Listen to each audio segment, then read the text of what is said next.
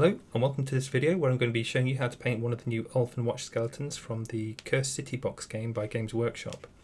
You can see I've already prepared the model, including priming it, and I used the Scale 75 surface primer to do that. And the reason for using that is it gives a really nice matte finish, so it's a lot easier to work on top of. You don't get any of the glare that you would from a more satin finish from some primers.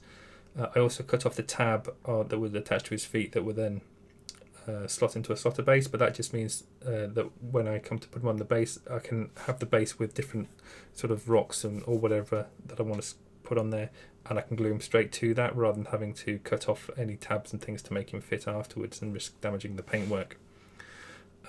So at the moment I've just started with some Vallejo Basalt Grey for painting the armour. And that means that I'm going to be painting this in a non-metallic metal style.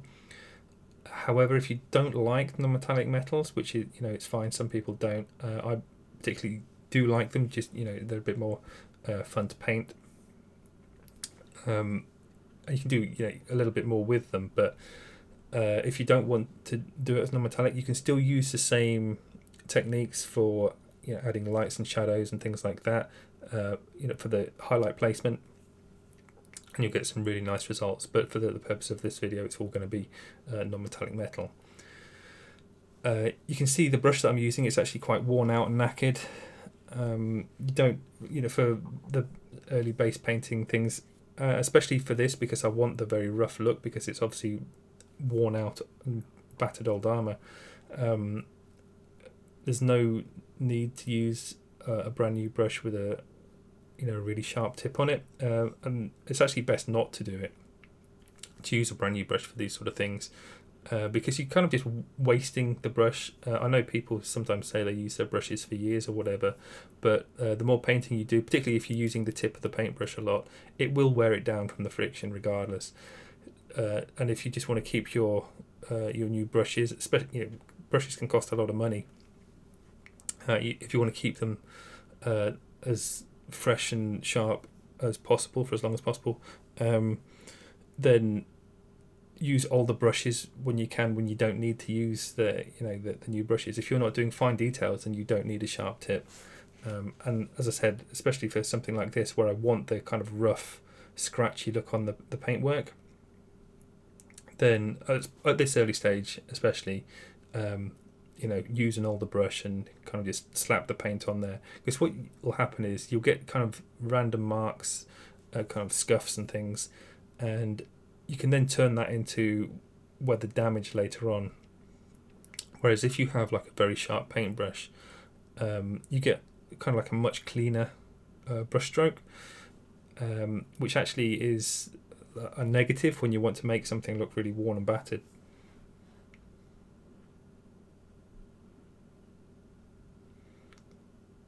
Really, the most important part though at this stage of the painting is to get the highlight placement correct. So in this case I'm doing a top left highlight placement. So if you look at the front of his chest armour, on the left hand side at the top it's a lot more opaque, the paint, more filled in, and then as it curves around to the right there, there's less area painted in, it's more scratchy. And so what I'm using is kind of this scratchy technique to just leave it looking darker, so you see more of the primer showing through, and that will just suggest then that it's more in shadows, whereas you add more grey to the lighter areas and it just makes it look lighter. And obviously we'll be building up on top of that as we progress, and adding a bit of texture as well, still to the very lightest points, but still starting here with the basalt grey. And you can see how in the darker areas I'm using less and less of it. And a nice little tip is as well, as you start on the brightest points where there's the most paint on your brush, you fill that area in, and then as you go further round into the darker areas there's less paint on the brush, and it creates actually a less opaque mark, and just spreads that, you get a thinner spread of paint, which also helps to you're basically creating highlights and shadows with one colour of paint. Also, don't forget to paint the little scales here, just below the chest armor. If you notice, I've fully blocked in just 2 or 3 of them. Then the further down that I go, I just kind of like gently touch the edges. Again, I'm looking for that sort of weathered, sort of worn out look. So just a gentle. It's almost like a dry brush, I guess. So there you can see I've also painted the spear tip and the feet, all using exactly the same technique, paying particular attention that there's a thicker, more opaque layer of paint on the left hand side of any upwards facing part of the model. And that you're basically leaving a little bit more primer showing on anything on the right. Now I'm going to be using Rhinox hide and just covering in pretty much most of the model actually. So this is going to help with the overall unified colour. I want a really kind of grim, dark and grubby look to this model. So it will influence the colours that I paint on top. So all of the the skirt, the shield, the bones, and the spear staff, they're all going to be given a coat of Rhinox hide. But you don't need to make it like a perfect coat. This isn't one of those cases where you have to do like 2 thin coats or anything like that and get a very clean, even coat. You are just scrubbing the paint on there. Make sure it's quite watered down though. If you look at how I'm applying it, it's very fluid. It's around about 2 parts water to 1 part paint. It just flows off the brush very, very easily. Don't worry if you miss spots, things like that. It's all fine. You'll get a little bit of the same effect that I got on the armour, but because the Rhinox hide is so much closer to the black primer, it hardly shows through, so it's just like a very subtle indication that it's heavily worn if you just miss parts, so don't worry about things like that.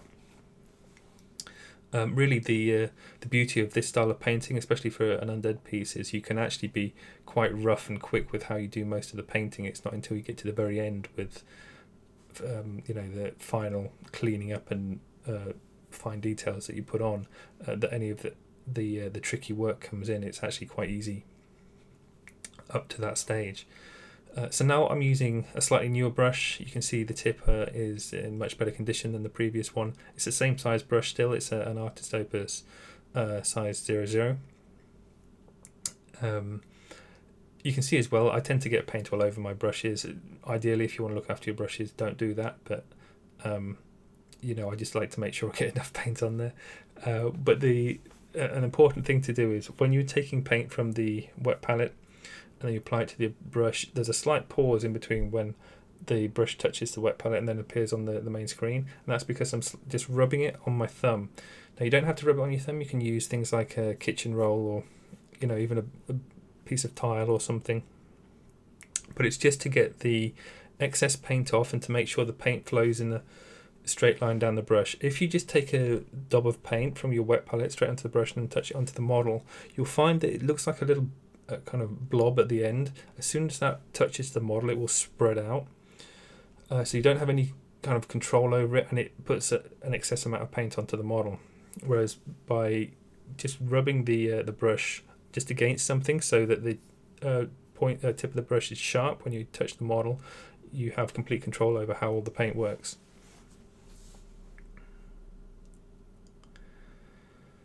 And so obviously we're looking at the more grey coloured armour at the moment, and it's exactly the same process really as the first stage where you just scrub the paint on, but you were still looking for the light placement. If you struggle to identify where to put the light, the easiest thing is just to hold the model under a lamp. But when you do that, you have to pay attention to the position you're holding the model in, because obviously if you tilt it slightly forwards or backwards or whatever, the light placement moves. But it is consistent through over the whole model, regardless of how you change it. That's important because sometimes when I do that just to quickly check everything lines up roughly about right, you will find that sometimes it looks better than others depending on the angle you're holding it at. Now, if you want to get a perfectly consistent light source that just hits everything exactly, put the model under a lamp and then take a photo of it, and then you've got reference for the whole model for how the light hits the model. But as I said, sometimes it doesn't give the best aesthetic look for the whole part of the model. So you don't be a slave to how the light hits the model from reference, especially because you're just using a small model under a lamp, so it's not exactly the same as, say, a fireball flying over your head that's lighting over a skeleton warrior on a battlefield or something. It doesn't work quite the same. So you will probably want to tweak things and use focal points in particular. So in this case, as you can see now, the chest area is getting much lighter, and on the helmet as well, much lighter than the rest of the model. Although the areas around that, like the face and the shoulder, will also be highlighted up, and that will work like a focal point. So it draws your eyes into those areas on the model, or so ideally the chest and head, because that's where most people look when they pick up a model and examine it. They don't look at the feet. Don't bother spending a lot of time on the feet unless you're painting for a painting competition. No one cares what the feet look like on a model, really. Make sure you paint them, but don't give them as much attention as the chest and head area. Just to go back to what I'm actually doing on the screen now, so I'm up to pale grey blue. So just to go through the colours a little bit, so I started with basalt grey, went to neutral grey, and now I'm on pale grey blue. So those are all three Vallejo paint colours. Don't worry too much if you don't have those. Like, the exact paint colours don't matter. It's just three grey colours. And in fact, if you just had black and white paints, you could do the same effect, just mixing them up into three different stages. And that's really all I'm using these colours for. It's just three lighter stages to go on top of the black. I will be adding a little bit more colour to the armour. I wasn't too sure at this stage if I was going to go for a completely desaturated kind of look, so it almost bordering on black and white. Although even at the end, when you look at the model, it is still very desaturated. But I do add a little bit of colour to the armour, and you'll see that in a little bit later on. But just looking at the armour here, you can see all the highlight that I just did there using the pale grey blue was on the shiny point that I want on the chest piece. It's quite important, really, with non-metallics to get the high contrast sort of look, and focus on that area. The other areas, they can be you give them less attention. Just make sure that they're darker, really, and you get that just by less highlighting. So you can still make the details as clear as on the light side, but you're doing all the work with the darker colours. You're not taking the highlights up to the same brightness. It should be fairly obvious. Another a little tip there. You saw on the chest armour that there are these kind of worn spots, holes, little dents and things. Now, some of those are sculpted on, but other ones are painted on. So at the very beginning, when I was painting on the basalt grey with that old brush and kind of scrubbing the paint on there, and some of the primer was showing through. The nice thing about that is then you can turn some of those marks into dents on the model, and all you do is you take one of the lighter colours, so it would have been the neutral grey, but you can take it up to the pale grey blue. You just have to be a little bit careful that you don't go too bright, or too excessive with the marks in the darker areas. But just pick up the lower edge, and it will then give the impression of it being a three-dimensional part on the model. So here I'm going up to white at this point. I will say that if you also want to add colour to your armour, you probably don't need to do the white just yet, because I'm going to be using some ice yellow to add some a little bit of warmth to the highlights, which will mostly go over some of the white. Having said that, having a little bit of white down first before you add the ice yellow will mean that you get a much kind of brighter finish, but you get kind of like roughly the same results if you don't put the white down anyway and just go straight to the ice yellow, and just make sure you get a good coat on when you do it. I will say that as you progress through the highlights, the accuracy and fineness of the marks that you make on the model have to increase. So the very first marks that I put down with the basalt grey, those were very rough, very loose, and kind of haphazard. Then through each stage, as I get lighter, going through the neutral grey and the pale grey blue, and up to the white now, each successive highlight, the marks get neater and neater, just because those are the points that people are going to be looking at. It's kind of like a nice sort of way to paint, because you're only having to spend all the time on these like little neat areas, whereas the other areas, you just kind of they fade into the background really. And you can see as well, I'm just picking out little details here and there. So on the edge of the armor, that small little kind of crease part, you pick that out as a highlight. So things to look for highlights will be hard edges and curves. They tend to catch the light more than flat surfaces, just because and when you think of an edge, think of it as a really extreme curve. And a way to see how this works is if you take like a sheet of paper, or a shiny card or something, and you hold it in front of a light, slowly bend it, you'll see the light on the surface, the light volume, will get thinner and thinner in line with the curvature, until you basically fold it over into like a very extreme curve, and then that edge highlight becomes super bright, because that's where all the light's hitting then. So kind of like, if you kind of imagine that when you're painting the non-metallic elements on the armour, and you break it down into very small sections, so you're looking for hard edges and things like that, anything that's directly facing at the light source is going to obviously be brighter. Here you can see I'm just painting on the tip of the spear as well. I'm not spending too much time on this, but it is quite nice to have a shine point on the spear. It's the same kind of principle, but it's sort of artificial as well. Like really, you wouldn't get kind of such a bright spot like that exactly there when you've got such a bright spot on the chest armor like that. But it does help with, again, focal points and just making the model look interesting.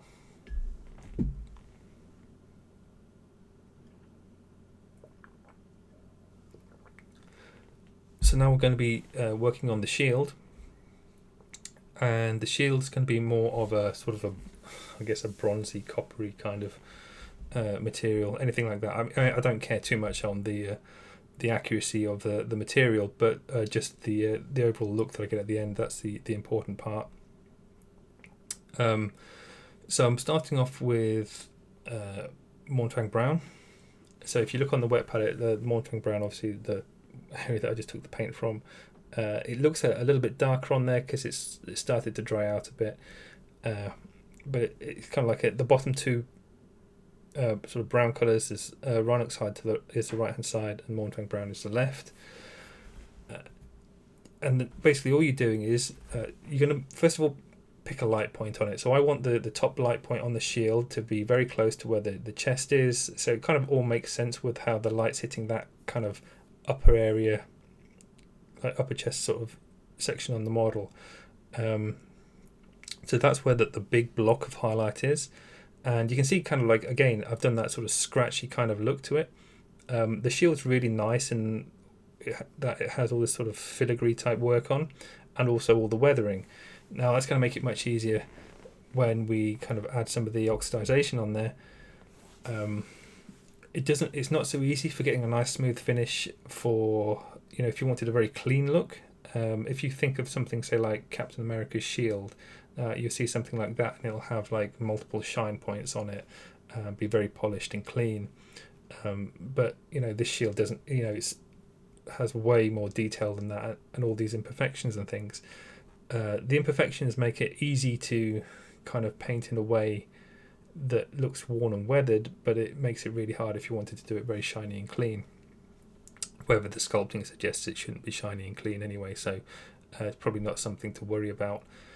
And I'm just going to be putting like one shine point on this, so This was a really shiny thing, you could do lots. So you could even do it up to a mirror finish, in which case you'll be painting basically a distorted reflection of the environment around it. But because this is a bit more simple than that, it's just going to be some very simple reflections with a shine point at the top. So it's not so it's kind of shiny, but it's sort of more like a dull shine.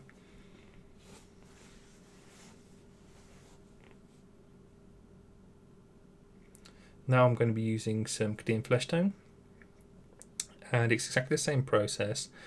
And if you look at the marks that I'm making it, and also the part of the brush, it's pretty much exclusively the tip of the brush that with the marks I'm making. And again, they're these sort of scruffy, rough marks. If you haven't tried painting like this, it's kind of a lot of fun. It's a very quick process, and as long as you're kind of semi-careful about the placement of the marks, you'll get a nice result. But it's not a case of closing your eyes and scribbling the brush. The placements, they are important, especially for leaving crevices and things like that, because the crevices will help to define the shapes and the details on the shield. In fact, a lot of this work is relying on the sculpting, all the sculpting work that's already on there, and you're just kind of like bringing it out while adding kind of texture and detail to it. The filigree part of this is actually really nice because they're all curves. It's really easy to make them look like little shine points on there. It just kind of really adds to the detail level that you'll see on the model at the end.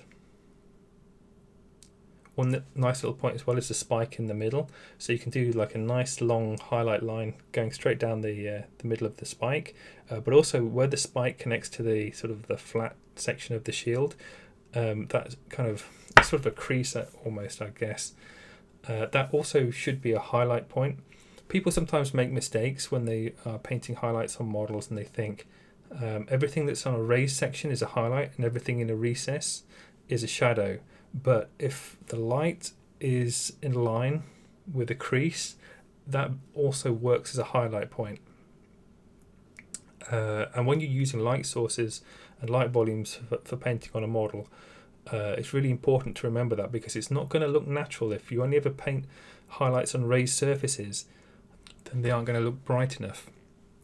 It's going to be like these little dark areas that your brain will naturally expect to be lighter, because whether you understand how light works or not, just naturally you'll look at something and it will either look correct or incorrect. So you can still see I'm using, as I said, the Kadeen Fleshtone, blocking in the highlight points. And again, you can see at the back of that spike in the centre of the shield, the sort of the crease, the little recess there's sort of a line that I've highlighted around.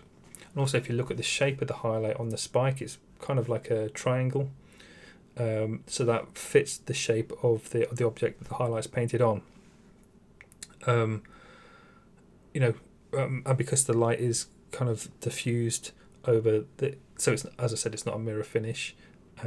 It's not going to be really a straight highlight line. Sometimes people on curves, and I already talked about this earlier, about how if you get a shiny piece of material and you curve it and bend it, how the light gets thinner and thinner depending on how extreme the curve is. But also if you turn it into a funnel, you'll see that the highlight line shape will still fit the shape of the object that you're painting the highlight on.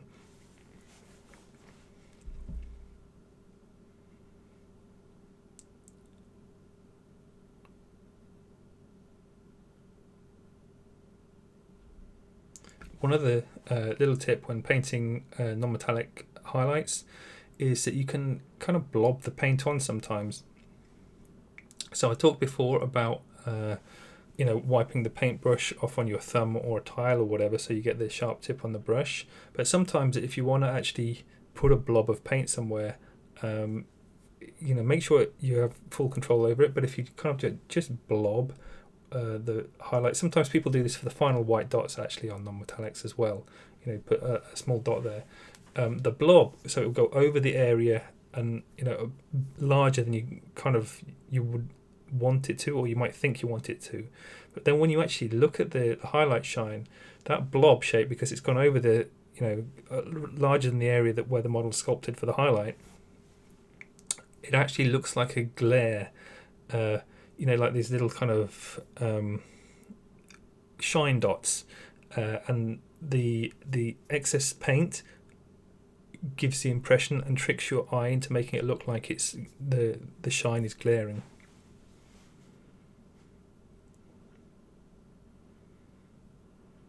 So you can see on some of those highlights that are painted on there as well. I do that a little bit just by being kind of rough with how I apply them.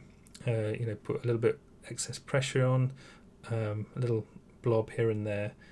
They don't have to be perfect shaped highlights. And in fact, a lot of the time, if you try and make something look too neat when you're doing non-metallics, you actually get a worse result. So being a little bit messy can actually help.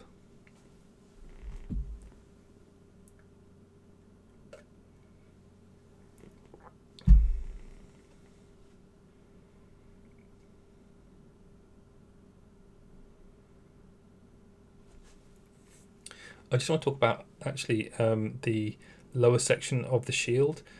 So because it's non-metallics, I wanted to do some bounce lighting at the base of the shield. So if you look there, I haven't gone all the way up to the bright ice yellow highlights that I was putting on the top of the shield, but I still have used the Kadeen Fleshtone on top of the Mournfang brown and picked out little sections and things. So across the middle of the shield, there's still like a dark line, but the bottom has got these great, very rough bounce highlights. I haven't spent a long time doing it, but it just adds to the shape and definition of the shield as a whole. And saves leaving parts of the model completely unpainted, because it just kind of looks a bit lazy, but it also helps to give the impression that it is slightly shiny with the non-metallics. Here you can see I'm using the ice yellow now, or I was anyway, on the shiny parts, the brightest parts of the armor. It doesn't give a massive difference. It just adds like a very slight touch of warmth to it. It's entirely up to you if you want to add that or not. If you look at the tip of the spear in comparison, that's looks a little bit cooler. I haven't bothered to do it there. So the choice is yours. I kind of just like having that little bit of warmth in there, and it'll go quite nicely because I'm about to add some kind of rust effect to the model. Again, I'm just using Mournfang brown. You saw I took some from the wet palette and put it into a well palette, watered it down. It's around about 4 parts water to 1 part paint now. That's a very rough estimation, but it just lets me turn it into kind of like a heavy kind of glaze. So all you're doing for this is looking for recesses, rivets, anything like that. Just let the paint flow in there, and it'll dry and give a really nice kind of grimy, rusty sort of look to it. If you want, you can take it even brighter, use something like Troll Slayer Orange, but just be aware that will make it look quite high contrast for the rust. Normally, if you see rust and grime and things on things, it's not so bright and shiny, and especially for something like this, having the bright orange might be a little bit too distracting. So especially when I paint in the eyes, so the eyes are going to be glowing on the skeleton, I don't want things to kind of compete with the brightness of glowing eyes just when it's only supposed to be sort of rust or whatever. But if you just find that it's not showing up enough, you can do multiple layers of the Mournfang mix. You can also use pure Mournfang that isn't heavily watered down in some of the stronger points, and that should really be bright enough. But just test it and keep going over it. Also, a nice little thing that you can do is glaze over some of the dark shadowed areas. Don't glaze over any of the highlights. This is really important. As soon as you start glazing on the shine points, it messes up the brightness of them, so they don't look like non-metallic anymore. They just look kind of grubby. But if you just keep it to the sort of the mid-tones and the shadows, it'll show up better and more clearly with how you want it to look, and also it sort of blends the the textures in a little bit, makes it kind of smoother. Obviously they're still there, they're subtle, but it just makes it all look a little bit neater while adding a touch of colour to it as well.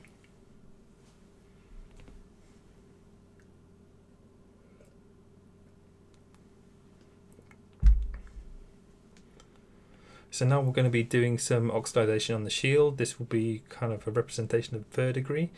And it's exactly the same process as we just did for the rust on the breastplate. So I'm using Baharroth, is it Baharroth Blue? Games Workshop colour. I'll be putting all the paints in the description below anyway, so you'll be able to find them. And yeah, so you can see it on the wet palette in the kind of the middle top left. And again, watered down around about 4 parts water to 1 part paint. Kind of paint it into the recesses and any dents and things like that. You can glaze on a little bit with it as well on some of the flat panels. Be a bit careful, this is a fairly light colour. There's quite a lot of white in there. So, it stands out a bit more. However, also be aware, when you first apply it, when it's wet, it's going to look much stronger than when it dries, which is, something to be aware of. You might think, I've put too much on, then dries, and actually you think, I haven't put enough on. So you have to go back over it again. But that's better than having it too strong to start with. So maybe if you're a bit unsure, test a small area and then let it dry, and that'll guide you for how to do the rest of it. But really for placement, it's like I said, it's just looking for recesses, dark parts on the shield, anything with a bit of damage and things like that, dents and things that will they'll suck in the paint really nicely for the capillary action from the water. So and also it helps to pick out some of the darker areas. So if you haven't highlighted everything, and I haven't spent a lot of time picking out all the highlights on the shield, just the main big details on there, you can use this to very quickly pick out some of the darker details, and it sort of reverse highlights them, I suppose you'd say. But it's really important that you don't flood the model when you do this.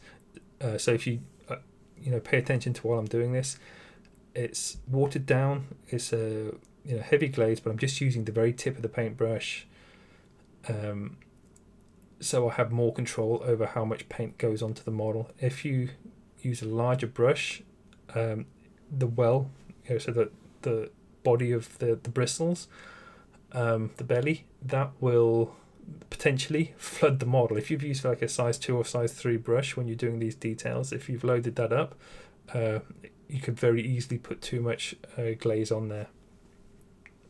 So you can see now that it's dried, it does dry darker as well, and it looks a little bit more subtle, but it still gives the impression of that sort of oxidized look to the shield.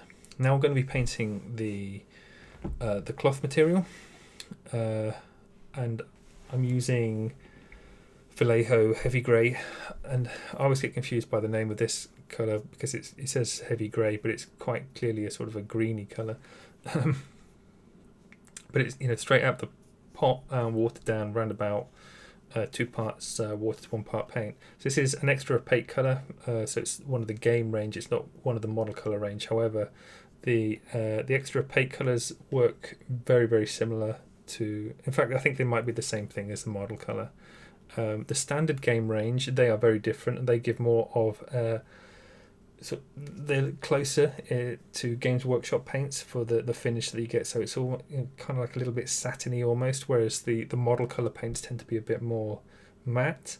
And the extra opaque colours by Vallejo are pretty much the same as the model colours, even though they're from the game range. It's all a bit confusing really, but kind of the best thing I can say is to, if you're unsure about paints, test them out, experiment with them. That's the best way to learn, rather than just relying on what people say for different things. It might be a case if you prefer using one style to another. I just tend to use a mix really and kind of work with whatever colours I need. Or it might just be a case of that you only want to use the primary colours and then mix all the colours yourself, which will certainly help in understanding how colours work. But I find that if I want to paint a lot of one colour, it saves me having to mix him up multiple times if I can just take it straight from the pot. You can see for how I'm making the marks on the material using the heavy grey, that it's again that sort of scruffy kind of look. However, I didn't start off with the larger older brush. I'm going straight for the newer brush. So again, they're both size 00, but the first one that I used on the armour was a lot older and worn out. So if you look at the tip in comparison, if you go back and rewind the video and look now, you'll see that the tip of the brush on the first one looked awful, whereas this looks, quite sharp and new. It's not perfectly new, but it's still, pretty, has a pretty good mark on it. In fact, I sometimes find that a brush that's not brand new but fairly new is easier to work with than one that is new, because sometimes tips are just too sharp on brushes, and quite often I will cut the tip off of a brush just so that the paint flows a little bit more easily, especially if you get a brush with a guide hair on the tip. You don't want that on, really. It's not useful. So you just use a scalpel or scissors if you're feeling brave. Just cut that one hair off. Whatever you do though, don't take that one hair and pull it out, because that can then dislodge the rest of the hairs in the ferrule. Then for the highlight, all I've done is take the heavy grey and added a small amount of white to it. So obviously this is keeping the colours are very desaturated still on the model. It's just hints of colour there really. There's nothing really saturated at all. But I think that's quite fitting for something that's been in the ground and quite grubby and pretty dead looking. So it all fits the theme. For the highlights, again, it is quite important that you try and keep everything consistent. Like I said, it doesn't have to be perfect. Sometimes you tilt the model a little bit when you're checking the highlights and think, oh, actually, if I put a highlight there, that looks better. If something looks better, that's more important than it being perfectly accurate. Because remember, you're not looking at a model just from one position all the time. When you're gaming with these, you're looking at them from multiple positions. Even if you're just painting a model up to display standard, you still don't just look at it from one position. You tilt it a little bit and things. So it's kind of important to, if it looks good, that will always override something that's completely accurate.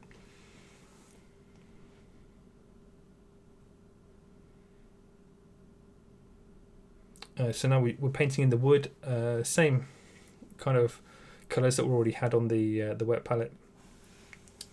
So obviously it was started off with Rhinox hide that was already covered in. Now we're using some Mournfang brown. We're just picking out the raised areas. If you want to spend more time on it, so what you'll find is you'll see how I paint this here, and then I actually touch it up a little bit just off video, because I decided I just wanted it to be a bit neater. But it's pretty simple. You're just following the shape of the details already sculpted onto the model. So try and keep the lines not perfectly parallel, but following the flow of the marks going straight down the shaft of the spear.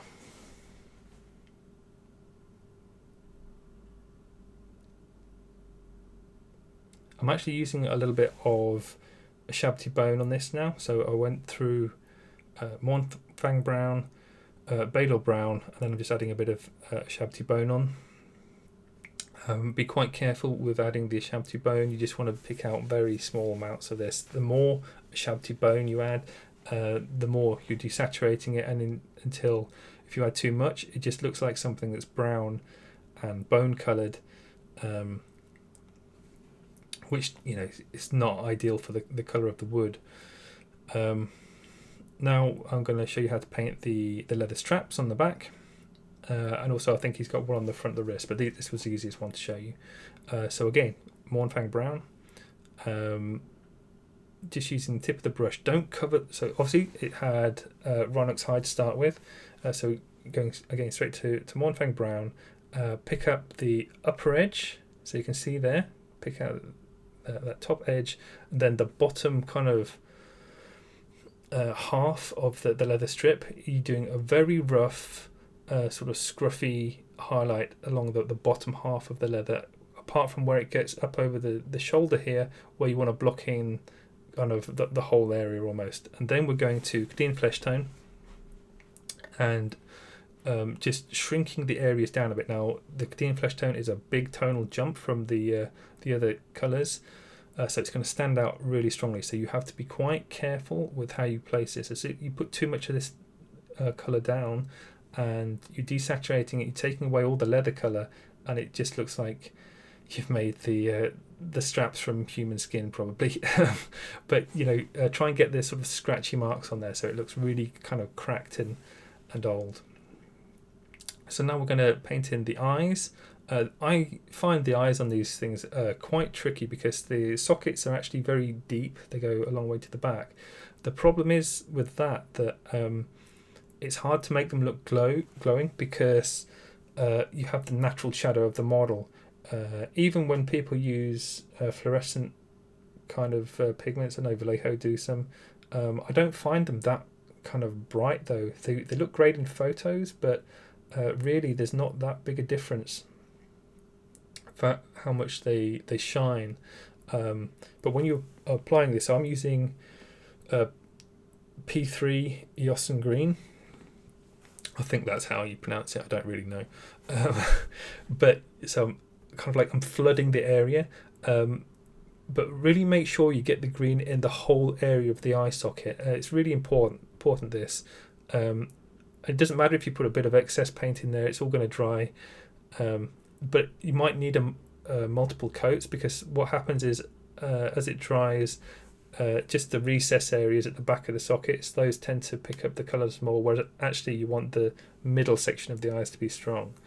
Now I'm going in with some Yriel yellow, Games Workshop colour, and again sort of flooding the area but trying to leave some green around the edges. Now I know this is going to be tricky. Don't put too much paint on the length of the bristles, just try and get it on the tip so you can get the colour right in at the back of the eye socket but leaving the green around the edges, or kind of like the walls of the socket if you like.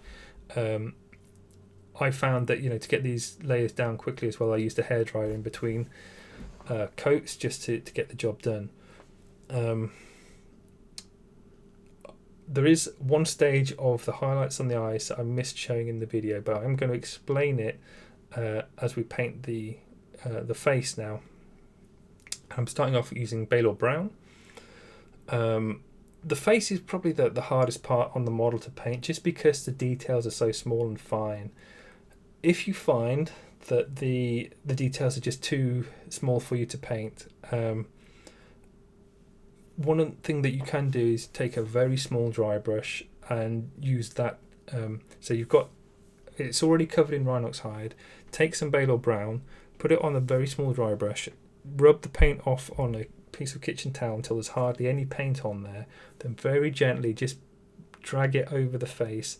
It'll pick out all the teeth, and all the details on the face. The teeth are the hardest thing because they're really small to pick out.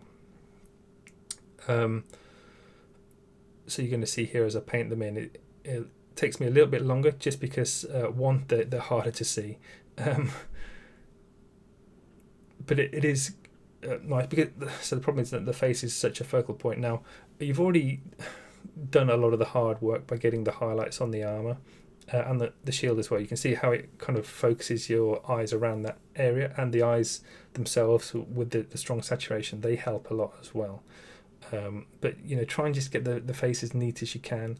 I know it's not the easiest, but and if you find that it helps, then go for that dry brush method that I mentioned. Once you've dry brushed the area kind of gently, everything should hopefully stand out a bit. One of the tricky things painting on top of a dark colour is that it can be really hard to pick out details just because everything looks so dark on it. So I mentioned before how I was using a matte primer, but actually that can be negative in some cases for picking out very fine details because they don't catch the light very well and it just looks like a sort of a kind of a dark mass. But anyway, regardless,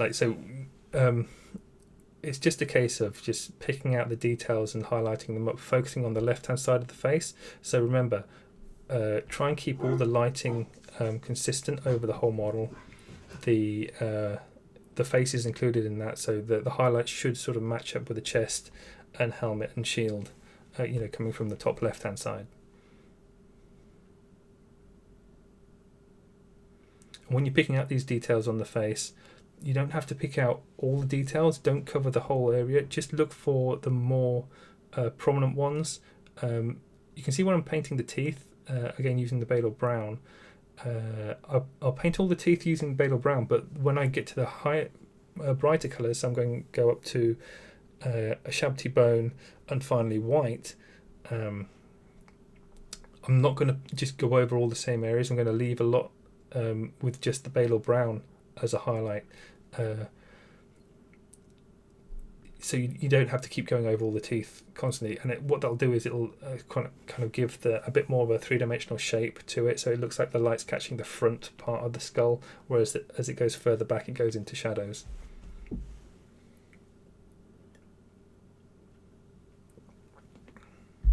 So I mentioned before that I missed out one little tiny bit on the highlighting of the eyes, and the reason for it is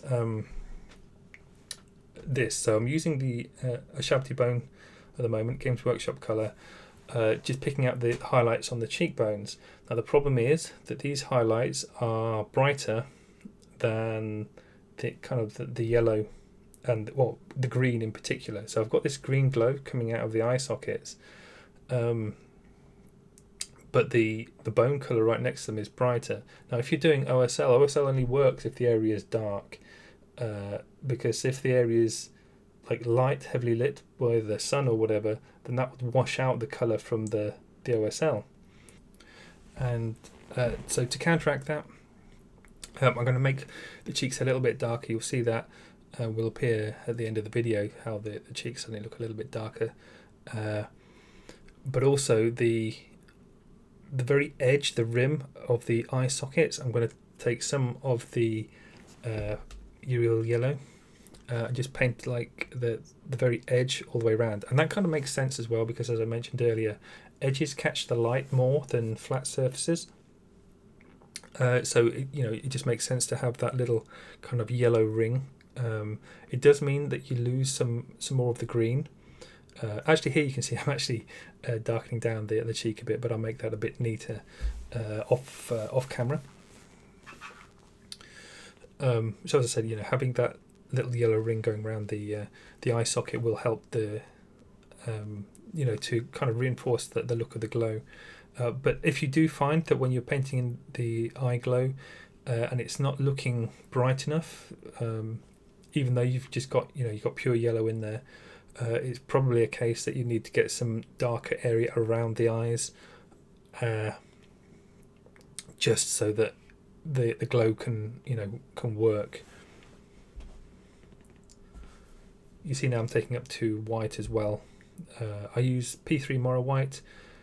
I find it's just a little bit smoother and more fluid when applying it, but be very sparing when you're putting these highlights on. I'm only putting it on the very edge and the brightest spots on the face. I don't want the face to be too kind of shiny white, because of what really for the non-metallics, they work best being the brightest spots on the model. As soon as you start putting lots more white on the model, it actually kind of takes away some of the non-metallic effect.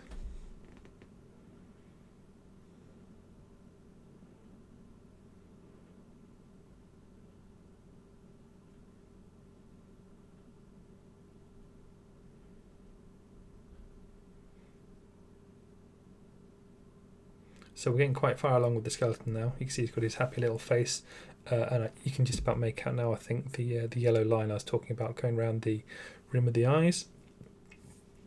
So there's still some green around there, but it's sort of more subtle, and the eyes are more yellow now. But now I'm going to show you how to paint in some of the bones quick on the arm. I know I've already showed you how to paint the face. The colour's obviously still the same. I just thought it might be handy just to show a small amount on the arm because they're slightly larger bones. But it should be fairly self-explanatory. One thing I will say though is on the legs, the temptation will be, because they're very long and large, will be to paint them quite bright. If you do that, they're going to be detracting attention away from the focal points on the model. So kind of be sort of careful with how much you highlight them. Don't go up to pure white on the legs. You don't need to. Kind of, if anything, just save the pure white highlights on the bone for the face. Everything else can be highlighted up to Ushabti bone. And also, I just want to mention this. Don't worry about having the exact paint colours, like the exact paint names and things that I have. You could do exactly the same kind of paint result that I've achieved here if you use purely Vallejo, purely Games Workshop, or whatever preference of paints you use. It's just a case of learning how the paints sort of flow and things like that. But once you get the hang of it, you can make the paint still do whatever you want. It's just a case of picking the colours so they all sort of work together. That's the more important thing. And because in this case it's all very heavily desaturated colours, with the exception of the eye sockets, which are they are saturated, then everything works fairly easy if everything's desaturated, to be honest. And it also makes the non-metallic metal shine points stand out a lot because everything else is dull. So the final thing that I'm doing here to the model is just putting some black on the tips of the cloak. This kind of helps with the contrast of the model, so it's making darker areas on it. So it doesn't make sense, I know. We started off with black, we painted it all Rhinox hide, and now we're painting it black again, but it's not quite the same. So I'm using Abaddon Black by Games Workshop. It will make the model a little bit more satin, but that will also make the blacks darker. The more matte something is, the lighter it looks, whereas you start adding kind of a gloss finish to something and it becomes shiny. It's still also the light kind of goes through it better, so you get like a much richer colour. However, sometimes a lot of people will prefer, especially for display painting, to use something that's completely matte. But regardless, because of the way that I painted the cloak on here, with the sort of rough scratchy kind of look to it, it might not have blended in perfectly well, or you just want to get a little bit, as I said, a bit more contrast in there. So I'm using this as a glaze. It's around about 4 parts water to 1 part paint. I'm painting it on really badly, actually. It's kind of teaching you bad methods, but if you look, I'm not taking the excess of the paint off. I'm just slapping it on there, so it's not really a glaze. Like, it's a really, I'm just sort of painting paint on there, but it's really heavily diluted. But it's just because I'm being quick and lazy. Ideally, if you're doing a glaze, you have much less paint on the paintbrush, and you control the flow better. But I think for what it is, it does the job nice and quickly. But anyway, here's the finished model. I did a quick base. You can see what I was talking about now. So I put some little slabs of tile or whatever on there, so I could stick the model to it. And you can see it as the model rotates around. You have the much darker side. So there's still lots of detail there. It looks really kind of like dark and grimy from that angle, and then as it slowly comes around to the other side, you can see where the light direction starts to hit in. Nice things like the spear tip point and the forearm guard at the back, and then you see a nice little highlight point on the helmet and things. All these small little spots of highlight, they help the model, gives it a bit of life and help things stand out with high contrast. And then as it rotates around more here, you can see as the the prime focal point of the model really comes into focus. And I think that that looks pretty good for what it is. It's a fairly quick model to paint. I think it took me around about 3 hours, but some of that was down to obviously having to film the whole process. So with a bit of practice and doing everything in batch painting, you could probably do a whole squad of these quite quickly. But anyway, that's the end of this video. I hope you enjoyed it, or at least found some useful information in there. Please subscribe to the channel. There's going to be loads more videos coming. I've obviously still got plenty of Cursed City models to do, but there's going to be things like Space Marines and whatever else I can think of. But also I have my Patreon, where there are even more videos where I do some kind of higher level painting stuff for kind of learning how to paint for Golden Demon and things like that. But anyway, thank you very much for watching, and I'll see you next time.